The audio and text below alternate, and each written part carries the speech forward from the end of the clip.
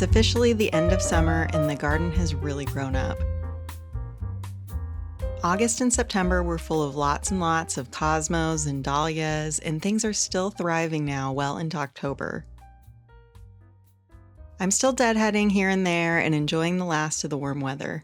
A few years ago, if you had told me that I would be spending so much time deadheading, I wouldn't have believed you.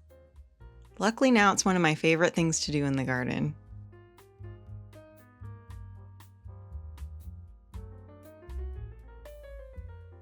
Besides being in my own garden, I took some time this last month to visit a nearby backyard garden and U-pick flower farm called Sun Blossom Farms, and I'll share that visit with you later on in this video.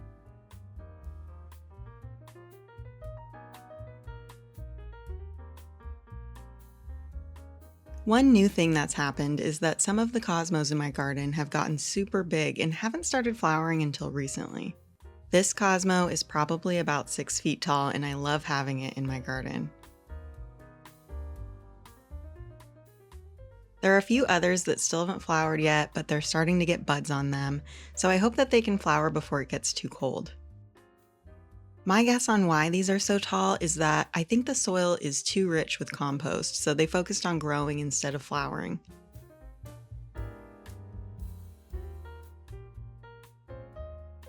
I think these little bugs are grasshoppers and they're everywhere right now.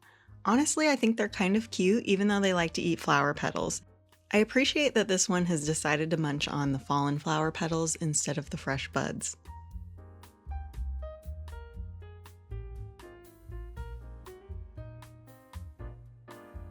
Overall, things are still looking really good in the garden. A lot of the plants have matured and are starting to slow down a little bit and get brown around the edges.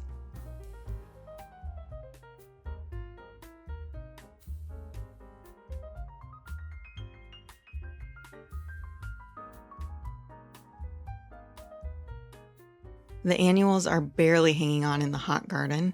I'm waiting for the last few flowers to die off and then I'm going to start really cleaning up this area for fall. I got a little bit of a head start pruning back this lavender. I'm just taking off all the new growth from this year so it stays compact and doesn't get too leggy.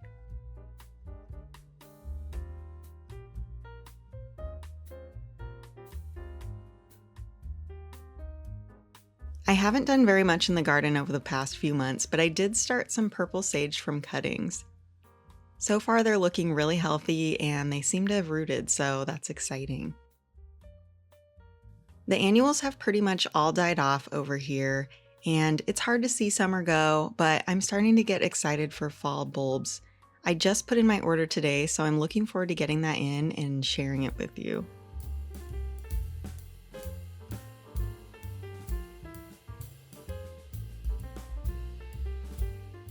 Earlier this month, I visited Sun Blossom Farm, which is a sustainable urban micro-flower farm in Portland, Oregon.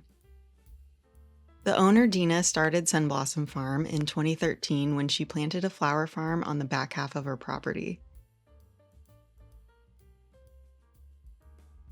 Sun Blossom Farm is focused on providing forage and habitat for bees and fresh flowers for Dina's community. She offers a CSA U-pick, public U-pick hours twice a week, floristry services, and lots of community events and workshops. I came for one of the weekly U-pick nights, which was a nice way to explore the garden as the sun was setting.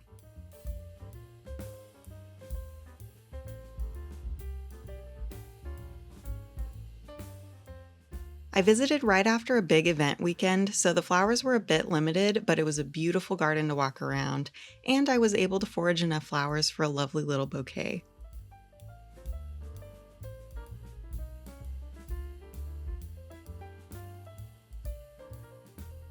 Payment for the flowers is on a sliding scale, and you can pick as many flowers as you can fit in the provided container, which ends up being kind of a lot.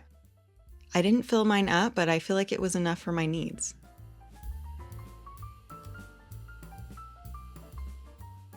It was really inspiring to see a small backyard garden like this open to the public and all the love that's gone into creating such a welcoming space. Some of the events hosted here include flower arranging workshops, sound baths, family-friendly events, and even small weddings. There was a workshop room, multiple seating areas, a greenhouse, and a pond. Sunblossom Farm is open seasonally from June to October for yew picking. If you're in the area, it's a fun experience and I definitely recommend visiting.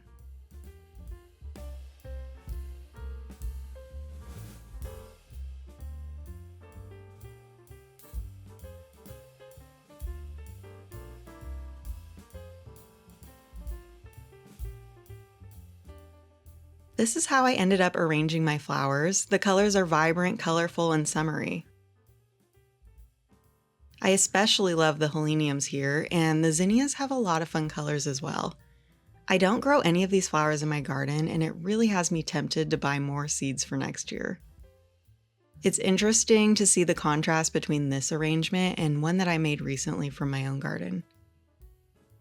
I tried very hard to curate the colors in my garden this year, and you can really tell in this arrangement. The colors are much more muted and all in the same pinky color palette versus the rainbow colors available at Sunblossom Farm. This was really interesting for me to see and makes me think that I should reconsider my planting strategy for next year and include more hot colors.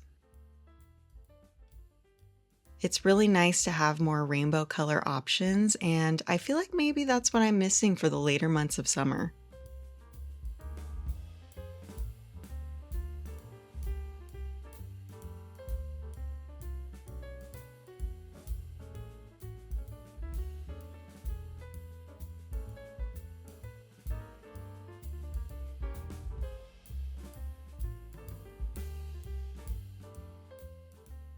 As always, thank you so much for watching, and if you liked this video, then I'd love for you to subscribe to my channel. I hope you're all taking extra good care of yourself this season, and I'll see you next time.